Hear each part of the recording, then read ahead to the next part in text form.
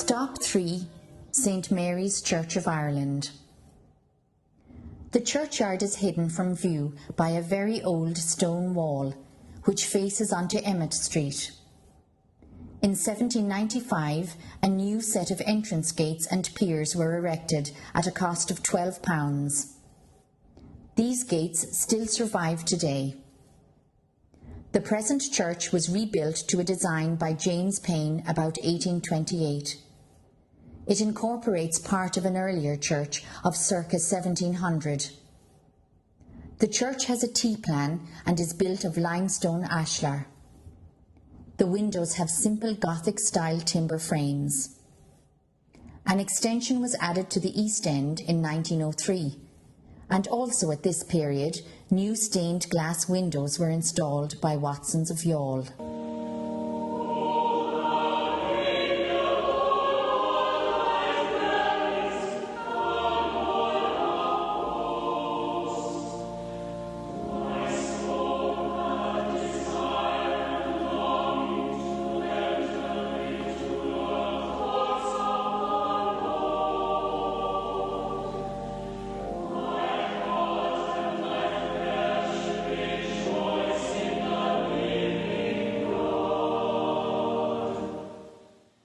A curious feature to the west of the church is the old gable wall with its 5 circular opes.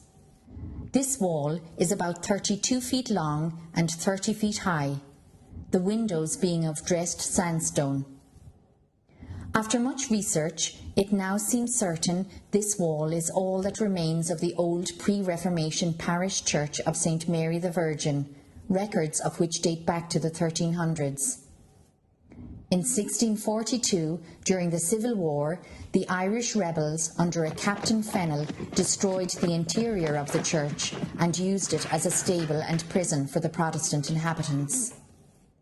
This church is described by historian Charles Smith, writing in 1746. Formerly the parish church was a large building with a high steeple, but the whole was demolished by Cromwell. It is at present rebuilt where the chancel of the old church stood. The banks of the churchyard are washed by the ocean at high water, the same being handsomely laid out into gravel walks planted with trees.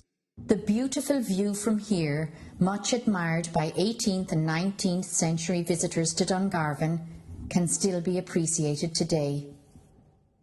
There is a very large graveyard with many interesting old gravestones.